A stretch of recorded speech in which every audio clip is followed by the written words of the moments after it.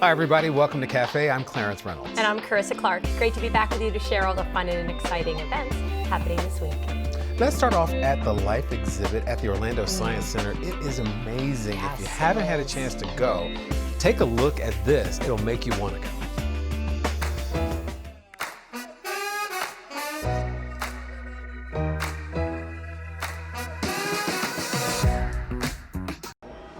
This is the Life exhibit at the Orlando Science Center. It is the largest and most comprehensive exhibit that they have ever attempted, and it tells the story of our planet through the animals who inhabit it in 3 different ecosystems. And to tell us more about the animal story is Jenny Bowles, who is the animal care manager here at the Orlando Science Center. And we are here now in the swamp. Of course, we're in Florida, so we know what goes with the swamp. We've got alligators, we've got turtles. Tell us what people can expect here in the swamp.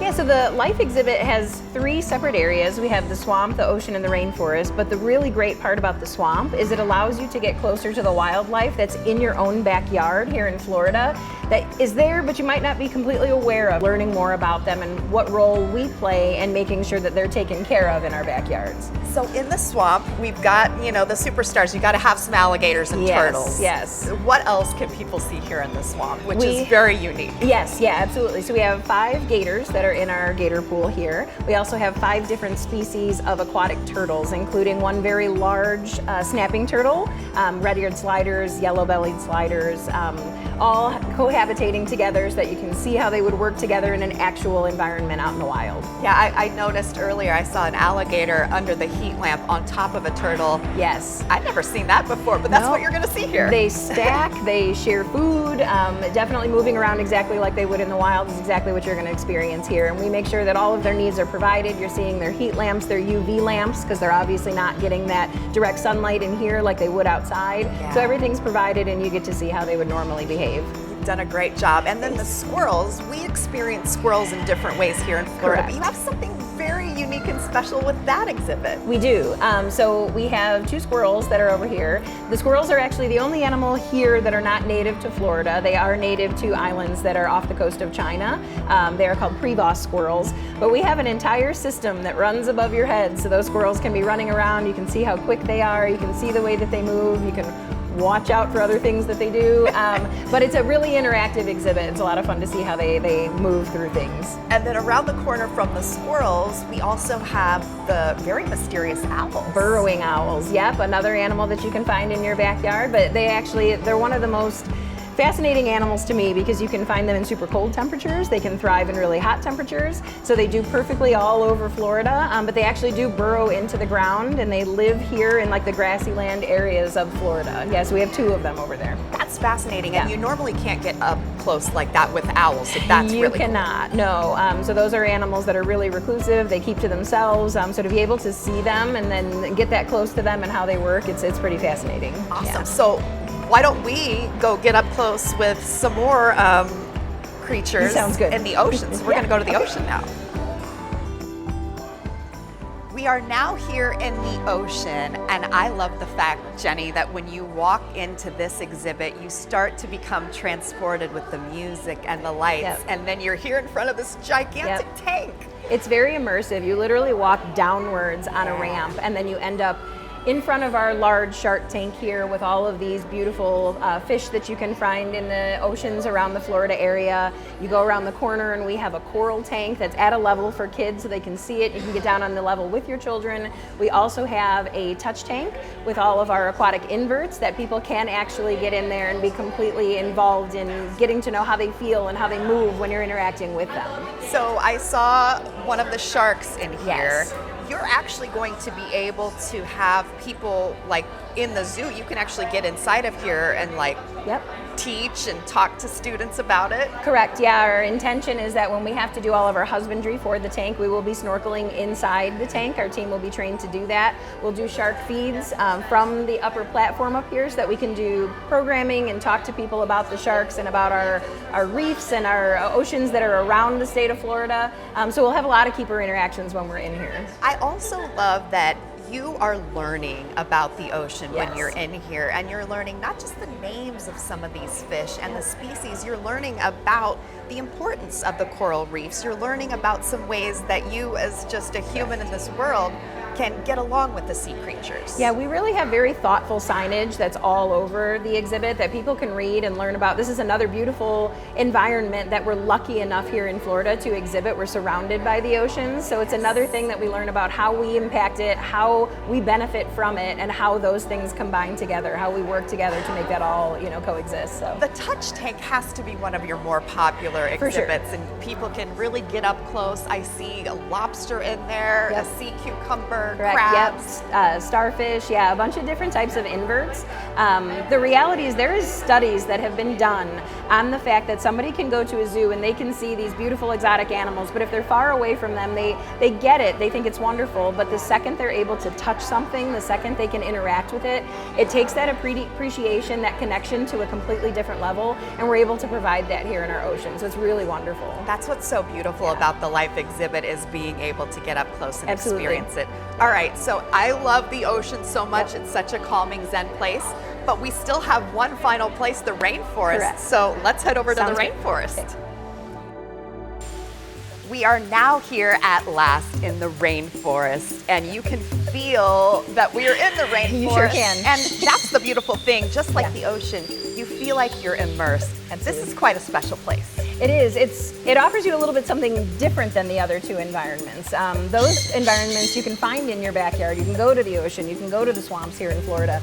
The rainforest is something that if you can't find a place like here at the Orlando Science Center, you'd never be able to experience these animals. You get the hot, humid temperatures here in Florida, but not this lush environment and the animals that are in it. It is the immersive rainforest experience. Obviously, we know we've got some company behind do. us as one of the animals in the exhibit. So tell me a little bit about, let's talk about the birds first, because Sure. you've got birds flying overhead. We do.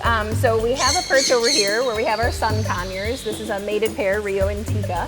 We also have free-flighted birds in the exhibit, 15 of them that are roaming the exhibit, flying around, going in and out for their food sources. We have a two-toed sloth in the exhibit, red-footed tortoises. Behind us we have a waterfall with our cichlids.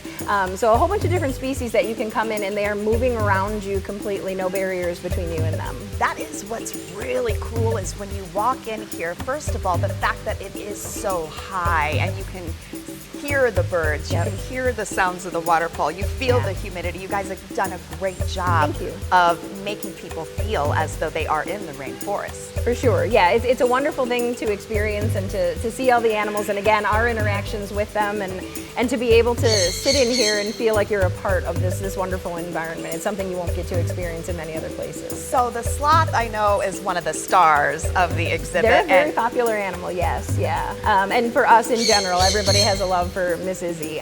She does, for the most part, what sloths do. They are nocturnal animals, so she sleeps during the day, gets a little active at times if she's looking for some food or a new place that she wants to sleep in the exhibit. But for the most part, sleeping in her hammock is what she does, and then she's active at night. This is really the showstopper here, isn't it? And you've really taken on quite a lot of challenges in interacting and being able to get all these species in one place. It's not an easy task. It is not. Every single exhibit that you find here at the Science Center is a mixed species exhibit, which means that you have to take into account as an individual species, what are the needs of that animal, but how do those needs affect the next animal, and is that going to negatively impact them? And if it is, you have to make adjustments to figure out how they can coexist and all of them have those needs met in a positive way. It's a lot of moving pieces that are hard sometimes to figure out. I'm glad you guys have figured it out, but it's also so satisfying to see the people walk in here and really feel transported. Absolutely. And when you see the people come in and how excited they are to be here, how happy they are, you see the little kids getting excited to see animals that they've maybe only seen in pictures. It's something that we've been working for a really long time, and to see it all come together, it's incredibly rewarding. We're very, very proud of it. Well, you heard it. If you can't experience the rainforest in person off in another continent, you can experience it here at the Orlando Science Center as part of the Life exhibit. Jennifer Voles, thank you so much for joining us, the Animal Care Manager here at the Orlando Science Center. So to check out more information about the Life exhibit or the Orlando Science Center in general, you can check out their website at osc.org.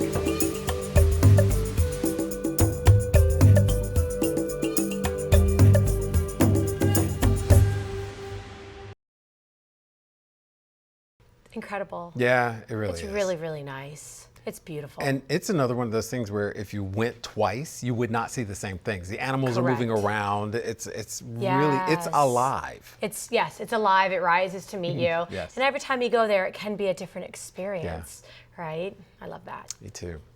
Well, start your week with a little magic during story time at Lou Gardens on April 6th. This inspiring program invites young readers and their families to settle in among the blooms and enjoy stories brought to life in one of Orlando's most beautiful natural settings. It's a perfect blend of literacy and nature that kids and parents will both treasure. For session times and details, visit lougardens.org. Music lovers, prepare to be moved. The Bach Festival Society of Winter Park presents Sacred Service, Duke Ellington with Samuel McAlton on April 10th at Knowles Memorial Chapel in Winter Park. This powerful performance brings together the spiritual depth of Duke Ellington's sacred music with the extraordinary talent of conductor Samuel McAlton. It's a rare and uplifting musical experience that bridges the world of jazz and sacred choral tradition. For tickets and information, visit BachFestivalFlorida.org. Lights, camera, action. The Florida Film Festival is here, now in its 35th year. This Oscar-qualifying festival takes place over 10 incredible days, running through April 19th. Film lovers will enjoy more than 160 films, first-class events, and a chance to mingle with filmmakers and celebrities. The festival showcases the best in current, independent, and international cinema, and screenings take place at the Enzian Theater in Maitland and other venues. For the full schedule and ticket information, visit FloridaFilmFestival.com. Dust off your boots and head out to Fort Christmas Historical Park for the Bluegrass in the Park Festival on April 11th. This beloved annual event hosted by the Fort Christmas Historical Society brings the foot-stomping sounds of bluegrass music to one of Central Florida's most charming historic settings. Come out for a day of great music and community spirit and old-fashioned fun in the great outdoors. For times and details, visit fchsinfo.com.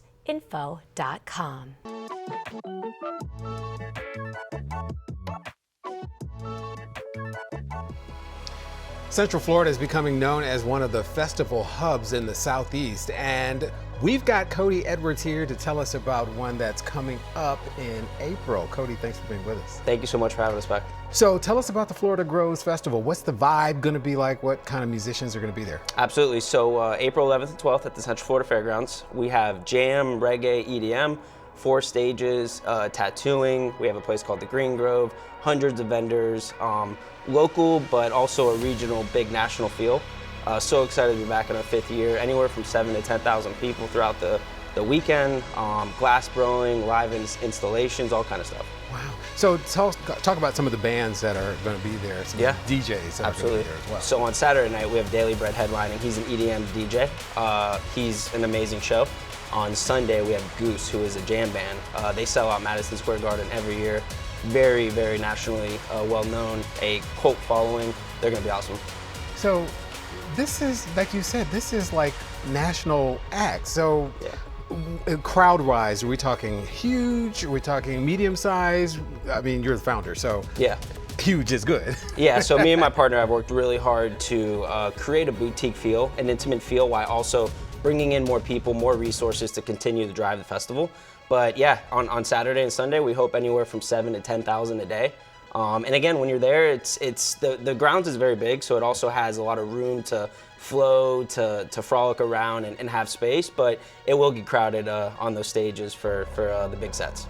This is a really interesting crowd of people too, because when you say ska, reggae, and EDM, Yeah, that's a lot of, for sure. there's some crossover there, but they're 3 completely different genres. Yeah, the demographic is all over the place. We also are a family-friendly, kid-friendly festival, so 6 and under can come free, with a ticketed guardian, of course. But yeah, and even outside of the music, we have tattooing, we have all this different art, many different installations. So you'll see everybody from a grandparent down to a young child with their parent having fun. So it's one of the most rewarding things to see is the diversity that is at the show. Very nice. Also, just talking about just the music itself, is it something that people who may not be familiar with any of those genres would enjoy as well? Other than, of course, you've got other things other than music. Yeah. But the music, is it accessible? I think so, definitely. You know, this year we have taken a turn towards EDM, which can be, if you're not familiar and you're not in that world, it definitely is new and different and exciting. But that's also why we created other stages. So we have 4 stages this year. We have the session stage. And yeah, that's a stage just dedicated to local reggae. So that's a place to go chill out, hang out under a shaded tent.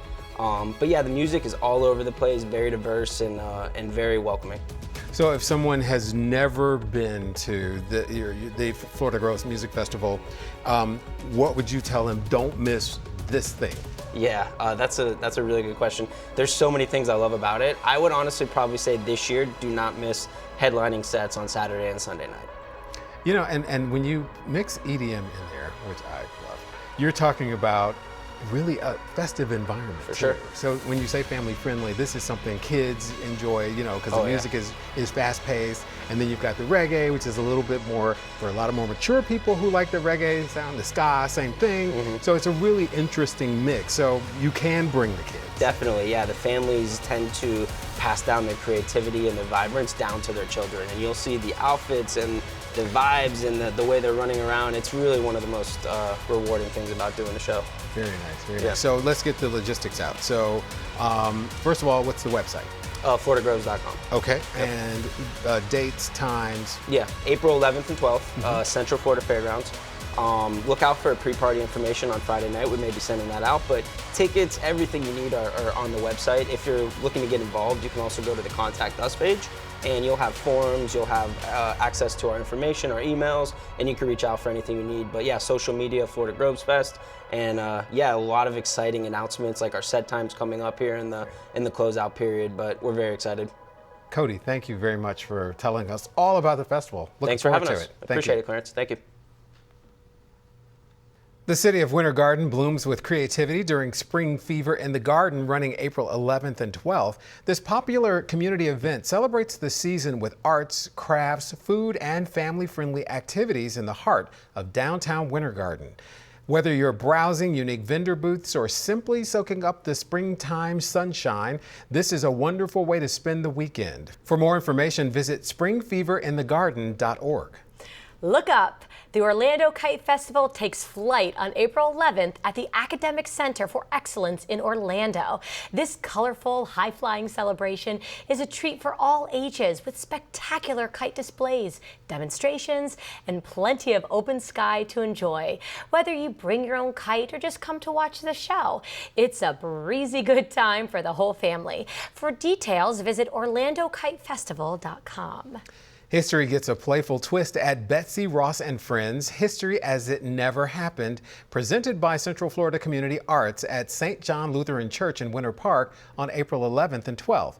This clever and entertaining theatrical production imagines what might have happened if some of history's most iconic figures had gotten together for a little conversation. It's witty, thought-provoking, and thoroughly enjoyable for audiences of all ages. For tickets and showtimes, visit cfcarts.com. I love this time of year. Yeah. April is the best time to get out, get Yeah. excited. And if it gets a little too hot, you can go in. Totally. I know, but like we're getting kissed by the sun. It is nice. You It know, is nice. and I'm all for a kite show. Oh, yeah. I love that. There's something really just Oh, kind of like that. kites. That inner child in me just comes alive. I love Do you kites. do you like that sort of thing? Oh yeah, I love it. I do too. It's one of the best memories I ever had in first grade was kite day. Really? Yeah. Oh, I love that stuff. Me too. Oh, I love that for us. Yeah. Well, that wraps up this week of events. If you have one that you'd like to share with us for next month, send us an email at cafe@ocfl.net. I'm Carissa Clark. And I'm Clarence Reynolds. Remember to join us next week to see what's new and exciting in your community.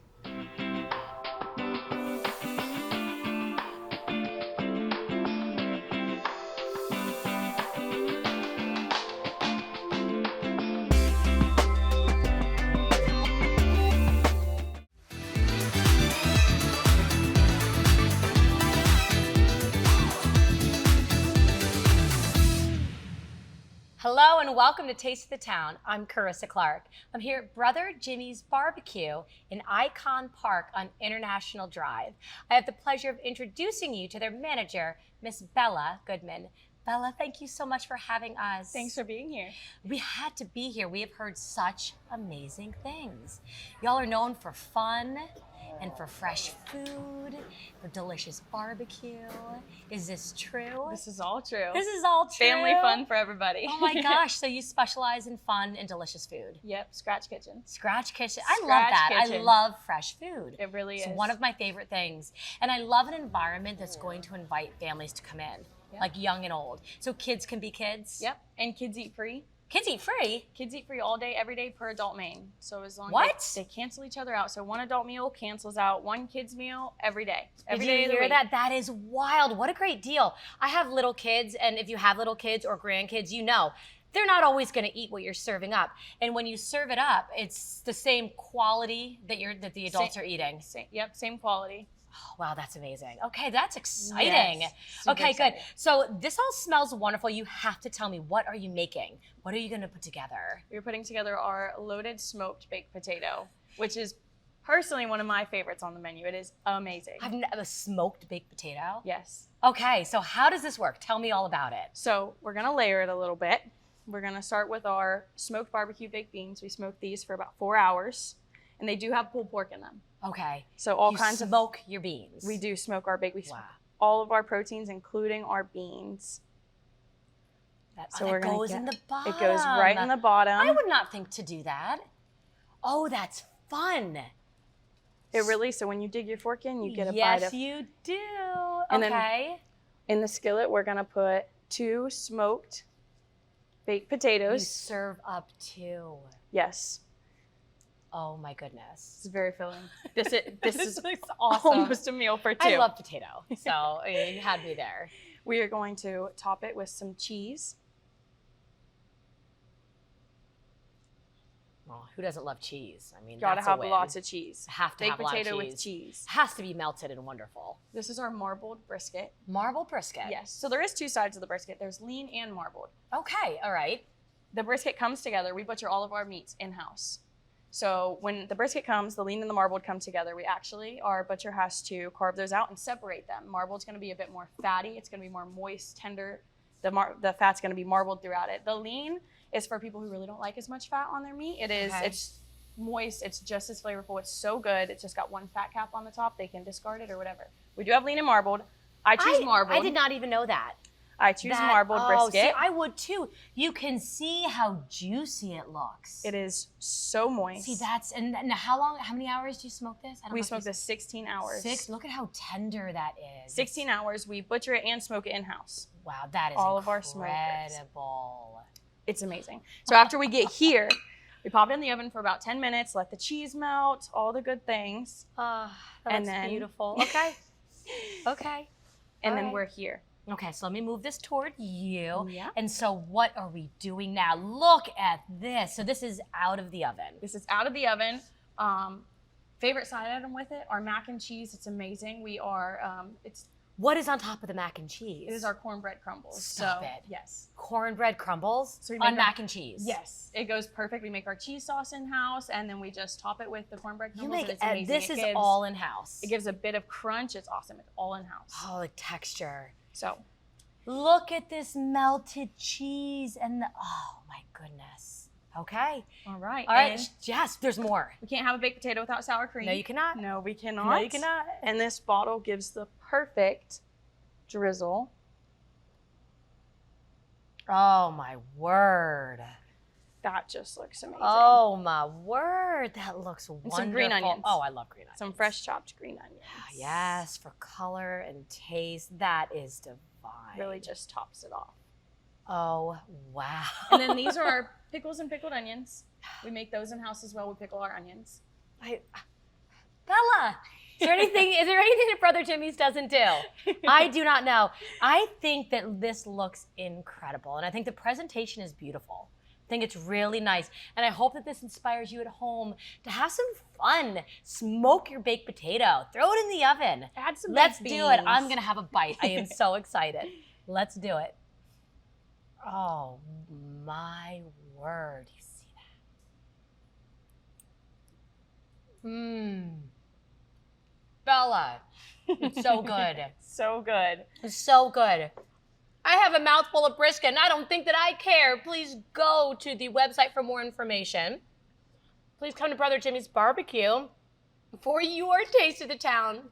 Until then, I'll see you around town.